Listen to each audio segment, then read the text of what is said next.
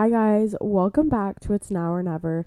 This is episode 9, my story part 2. I can't believe we're here, so I am so excited to be here, so excited to be talking with you guys again about this. And just to give an overview about what this episode's going to be about, it's really going to be about, the effects emotionally of this whole situation and what happened to me and how I managed to deal with it. So I know we kind of left off in the last episode of part 1, my story of how, I kind of had issues going to college, joining a sorority, and a lot of people kind of shut me out, whether that was in high school or college, and I really struggled with that. I struggled with being alone, and one of the first things that I had to deal with was to learn how to be by myself, because I was shut out from everybody. I didn't have any friends there for me. I didn't have people inviting me to things, so I was forced to be my own friend. I was forced to learn to love myself. I was forced to learn to be okay with who I was.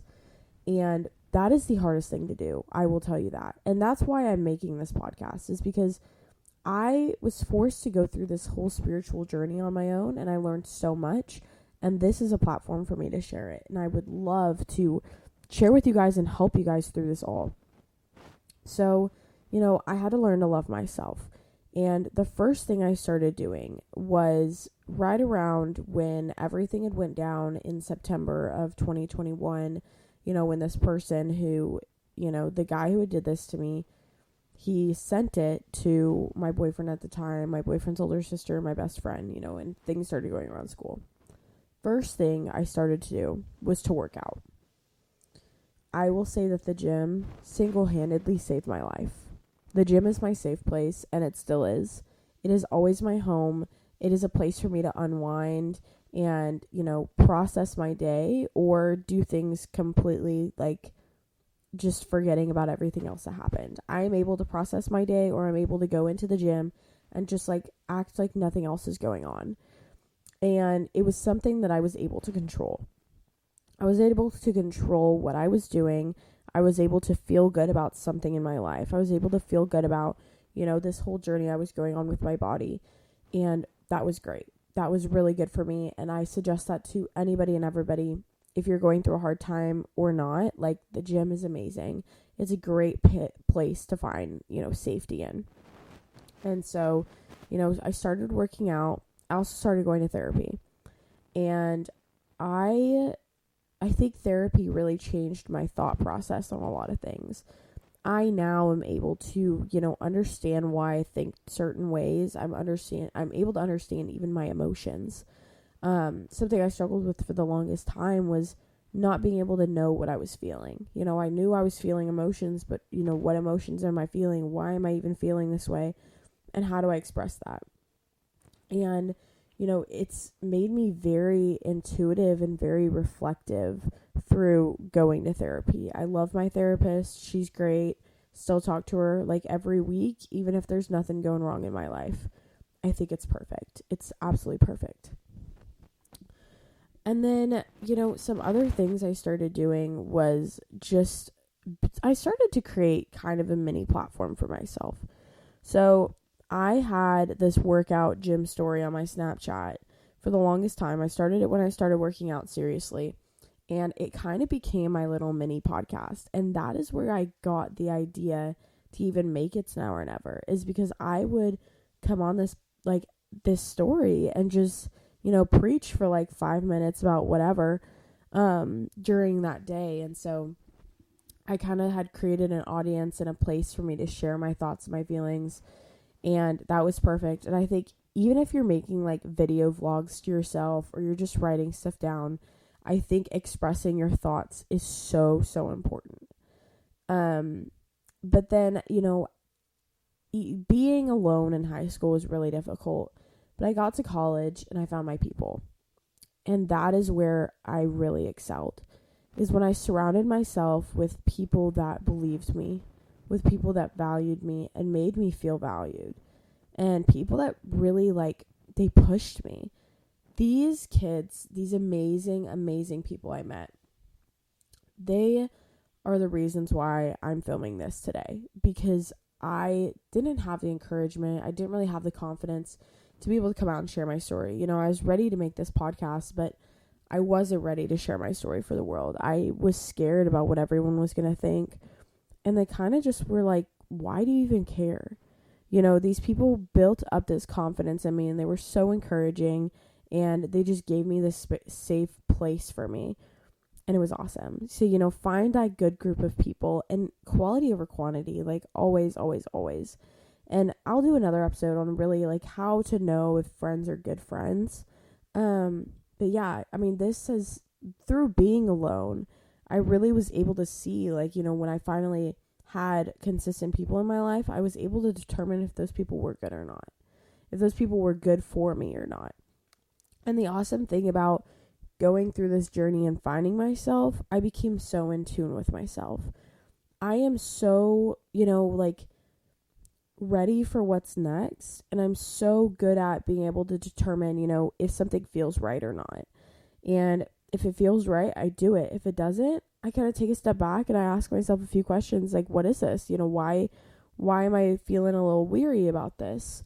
And yeah, just, you know, just learning to find fulfillment in things. You really gain appreciation for the world around you and those happy times in your life when you go through such a hard time like this. You know, for the longest time, I was not able to see that light at the end of the tunnel.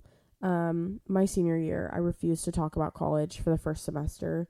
I had to have like a meeting with my parents and my therapist to even be able to talk about it, because I just couldn't see myself even making it to college. I didn't know what was going to happen. My life was so hard at this point. Every single day was a struggle. You know, waking up and getting out of bed and going to school. I had kids verbally harassing me in the hallways, yelling things at me, following me to my car, throwing things at my car, following me home, you know, obviously harassing me online. It was a constant struggle, and I felt so alone. I felt like I was drowning and everyone was watching it happen. Nobody stepped in. You know, the school administration didn't step in. My sorority in my freshman year of college didn't step in. It, like, the people that should have said, this isn't right, you guys need to stop this, nobody stepped in. No bystanders helped. And that was the hardest part. Nobody reached out to me and asked, you know, Alex, how are you doing? Are you doing okay? I'm here for you if you need anything. No. Everyone was so scared to even be seen with me. And that was one of the hardest parts, is I became an outsider. Even on my own lacrosse team, like, girls that I had been friends with since 7th grade completely shut me out. And some of them became a part of the problem. And why I'm so adamant about talking about this mental health portion of all of this is because the suicide rate amongst girls that this happens to is so freaking high. It is so high. And it is awful. And it's high because of how people treat them, how people treat victims. And that's what needs to be changed. How victims are treated in child exploitation and sextortion. It has to do with our school systems. It has to do with the people. And it has to do with our government. And things need to be changed because, you know, the narrative around this is so wrong and so messed up. I said in my last episode, the wrong thing was going around about me. You know, that I was an I had an OnlyFans. I was selling pictures of myself online. And if anybody knows the real me, that's the complete opposite of who I am. There were so many rumors going around about me in high school that were the complete opposite of who I was as a person. And if anybody took the time to get to know me, like, they would have seen that. And that's what's so frustrating, is everyone thinking the complete opposite of you and who you are. You know, I strive so hard to be everybody's friend. I strive so hard to be a good person and to be there for people. And when I finally needed somebody and I finally needed a good friend, everybody stepped away. I was a giver. And then when I finally needed something, nobody was there to give to me. And that was the hard part. But at the end of the day, I made it out and I'm okay. It was so hard. And you know what? I want to think that it's possible for everybody to get through this, because it really is. But I also know that some people cannot see that light at the end of the tunnel for a very long time, and it's very discouraging. And that is where a lot of these young girls lose it. And that is the saddest part. You know, I don't think that these kids that are just tearing these victims down, and like these bullies, I hate that word, but these bullies, like, they are the ones that are destroying these victims. It's not even the people online. It is the kids at school. They are the problem. And I don't think any of them know the actual effects that they have. Words hurt, okay? A bad look in the hallway hurts. And you know what? When you yell at somebody in the hallway and you make fun of somebody in person in front of all of their classmates, that is even worse. And I think that anybody involved in my situation, anybody that did any of this, and I know that some of you are listening to me because I know some of you follow my podcast, you should be ashamed of yourself. And it's just hilarious. You know, I go to college and everybody had shut me out. Nobody wanted to talk to me. Everyone thought I was whatever. Everyone thought the wrong thing of me. I get back from my first year of college and I release this podcast and now everyone wants to be friends with me. The same people that made fun of me, the same people that harassed me, the same people that shut me out and talked shit about me. Like, seriously? I'm not stupid. You should be ashamed of yourself. I'm not going to be, like, rude to you, to your face, because that's not who I am. But I'm not going to be friends with you. And that's hilarious. You should be ashamed of yourself. And any of you people that did any of that to anybody, like, if you were ever rude to somebody in high school, because there's some awful freaking people. If you are one of those people, you really need to do some working on yourself. But what I just told myself all the time, what my dad told me, was hurt people. Okay, and that's what you need to remember. Everybody has their own battles, and it's up to you if you want to take that on other people. Like, you're just insecure and you don't have the strength to deal with your issues on your own. So you have to take that on somebody else and make sure that somebody else is feeling bad too, just because you feel bad. So remember that next time somebody's an asshole to you, remember they're probably insecure. They're probably hurt in some way in their life and you should feel bad for them. Okay? Don't feel bad. Don't let them make you feel bad because you have the confidence, you have the strength to get through it. And with me coming out and even sharing part 1, I have had just such an uptrend of these young women reaching out to me, you know, saying this happened to me, I don't know what to do, or this happened to me and it's amazing that you're sharing this story. And I promise you, I'm definitely going to bring some of them on my podcast because all of our stories are different and I would love to give those young ladies a platform. But, you know, I'm happy. I'm happy that I have these women reaching out to me. And this is success in my mind. This means that I'm doing what I need to do, you know, with these young women reaching out. That means that I reached my right audience. And I just want to say, if you're listening to this and you're going through anything and you need help and you need guidance, I'm here for you. If you DM me, if you text me, whatever, message me on TikTok, comment on my videos, whatever, I will answer you. And I will reach out to you and I will get in contact with you. And I promise I will help you through whatever it is.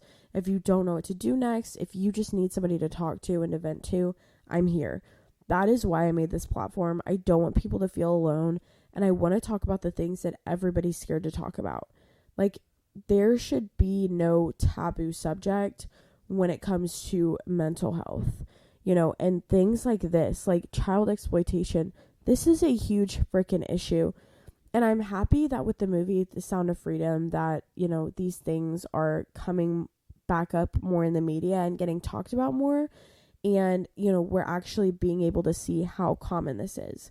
Because this is a lot more common than you think. I mean, 1 in 4 children, or 1 in 4 people that are exploited online are under the age of 13.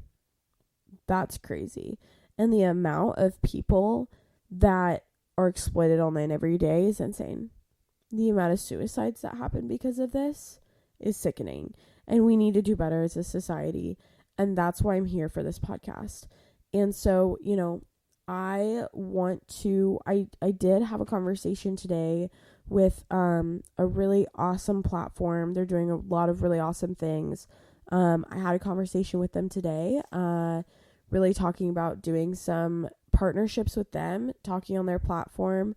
That would be awesome, reaching that larger audience. But it's amazing, these, opportunities I'm getting from this now, and the amazing things that we're going to be able to do with It's Now or Never. And I just want to get my story out there. So if you're listening to this and you need help, your friend needs help, send them my podcast, send them whatever. If you know of an opportunity for me to be able to talk about this in front of people, or, further It's Now or Never and share this story and raise awareness, please let me know, because I would literally love to take any opportunity possible. I'm so excited for all of this, and I want to share as much as I can with as many people as possible, because like I said, nobody's talking about this, and I will be the voice. I will be that person, and I'm totally cool with that. Also, I have a website up now. So it's going to be alexandriawillard.com. Super simple. So you go on there. It's all things, everything about me. Every link of mine you can find on there. But if you go to my, there's a link attached to the bio of this podcast. And there's also a link in all of my bios on my socials. If you go to that and you go to donate, you can go donate to It's Now or Never. Help me with, being able to share this even more, continue this going. In order to be able to interview other girls, I'm going to need to buy another mic. That costs money. So we're going to need to be able to do that. But if you want to donate to the cause, that would be absolutely amazing. Or just share this on your story. Share a picture of you listening to It's Now or Never. Tag me. I'll repost you, whatever. But I'm just trying to do as much as I can to just get this out there. And that would be amazing. So with that, yeah, I mean,